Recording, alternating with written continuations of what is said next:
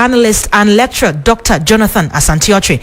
Good afternoon, sir. Now, what do you make of the backdoor efforts to resolve the impasse in Parliament? The Council of State yesterday met the Speaker. Is it too late in the day? Well, I'm saying good afternoon to you, Judith, and to your listeners. I think that it is always better late than never. Some of us have proposed that, there ought to have been more consultation and negotiations in the background before, Mr. Afenyo-Markin decided to go to court in the first place.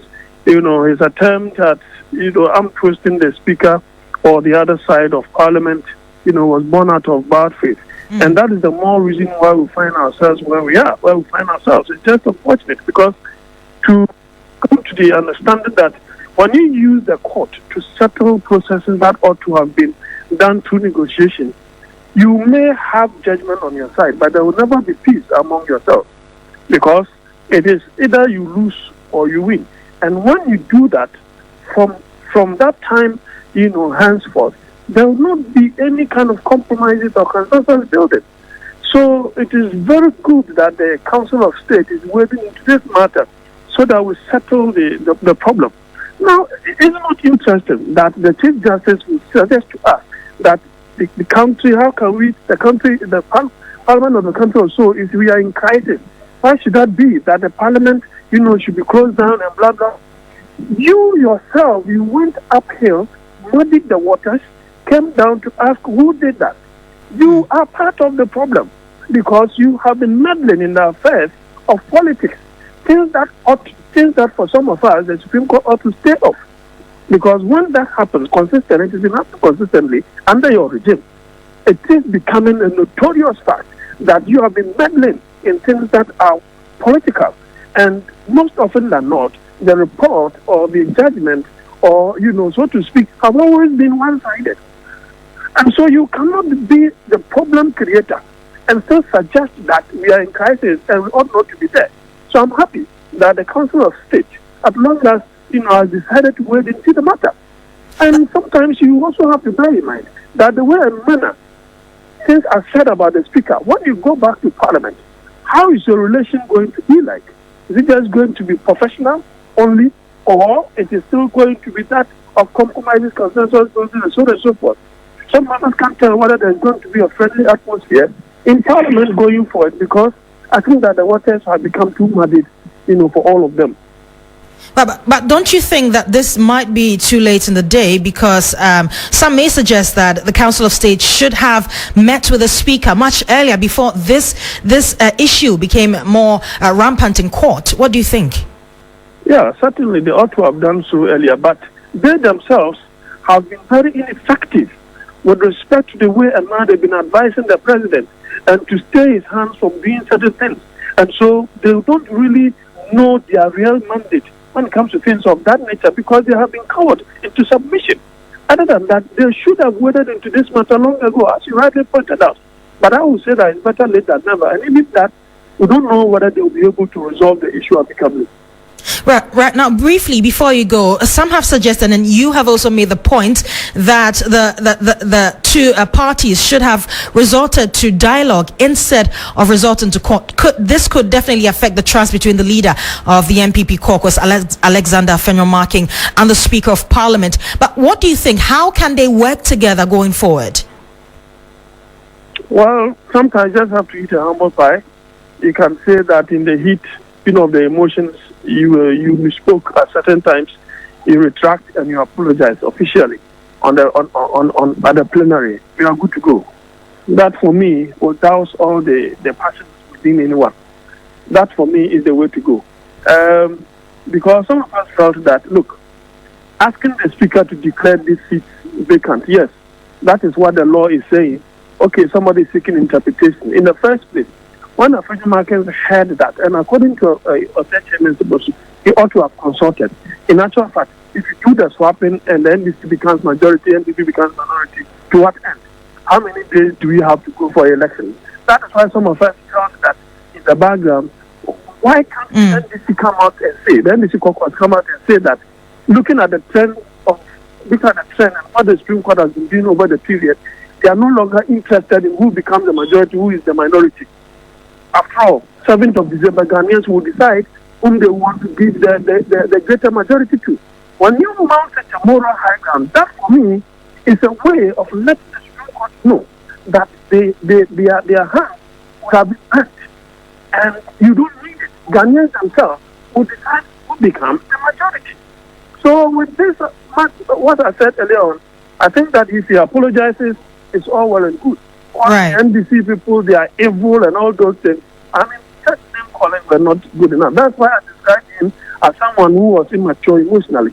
His emotional maturity was something that was lacking from the onset. Right. Many thanks for your time. That was our political analyst, Dr. Jonathan Asante-Ottwe, bringing us his take on the matter regarding the armed powers in Parliament and the fact that the Council of State has currently met with the Speaker of Parliament to resolve the issue. Let's move on to some more stories. And the group is calling a first story. The Supreme Court has ordered lawyers of the Attorney General to within 7 days file their statements of case in 2 suits challenging the constitutionality of the Anti-LGBTQ bill. Now, media personality and lawyer Richard Delasky and researcher Dr. Amanda Odoi have filed suits against the Parliament of Ghana and the Attorney General regarding the passage of the controversial anti-gay bill. Now, the two are contesting the constitutionality of the Human Sexual Rights and Family Values Bill passed in February this year, arguing that it breaches several provisions of the 1992 Constitution and violates the country's laws and fundamental human rights guaranteed by the Constitution. Our court reporter, Lord Eduasare, is in court with us and joins us with details. Lord, what happened in court and why has there been another order of the filing processes? Right, so Judith, you recall that at the last hearing, the Supreme Court ordered lawyers of the Attorney General as well as lawyers of the Speaker of Parliament to file their processes. Well, today when the case was called, Chief State Attorney who was representing the Attorney General, Sylvia Adusu, indicated to the court that she needed or was praying for an extension of time to be able to file the statement of case. Now, she apologized to the court for the delay and indicated that the delay was born from the fact that lawyers of the Speaker of Parliament had failed or had been dragging their feet in the provision of documents which they needed before they could file their statement of case. Now, this document has to do with the fiscal impact analysis, which has to be attached before they file the statement of case. Now, this has been done, and so they were saying that once they realized the time was of the essence, they have decided to proceed without this document, and so they were praying the court to grant them more days to file this statement of case. Right now, Lord. I'm listening. When this was done, the lawyer representing the Speaker of Parliament, Banaman, did not oppose this application, which was filed by the AG's office. He did not also give any explanation as to why he has failed to file his processes, as well as provide this document that the AG's office so direly requires. And after hearing the argument, Justice Asari granted this application or request, and then ordered for them to file the processes or the statement of case in 7 days. Right now, was there any indication of merging the two cases? The case? Not so far. Now, the case of Dr. Amanda Odo's case was called separately, and the same concerns were raised. And so, again, the judge or the justice hearing the case ordered the AG's office to file the statement of case within 7 days. You recall that the issue of consolidating the case has come up more often than not, but there hasn't been any indication as to whether this will be done in the coming days. We'll see how things will pan out as the case unfolds. Many thanks for your time. That's our court reporter, Lord Eduasare, bringing us details from court regarding the anti-LGBTQI case. But let's head to Parliament now, because the Speaker of Parliament, Alban Tumana Kingsford Bagbin, is expected to recall the House of Legislature early in November. Now, this follows a crucial meeting with members of the Council of State who called on the Speaker on Wednesday. During a closed-door meeting, the Council assured the Speaker of their commitment to assist in resolving any existing pressing issues to facilitate Parliament's swift recall. Now, the council applauded the efforts of the Speaker in keeping the democratic credentials of the country high through efficient handling of the legislature. The meeting comes against the background of the controversy over the Speaker's declaration of some 4 seats in Parliament as vacant. The Supreme Court on Wednesday, October 30, dismissed Mr. Bagbin's application to set aside its order staying the ruling that declared 4 seats vacant on October 17.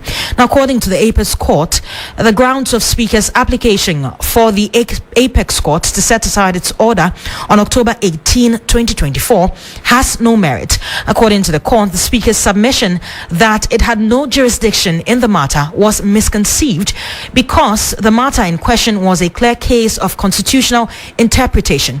Well, let's bring you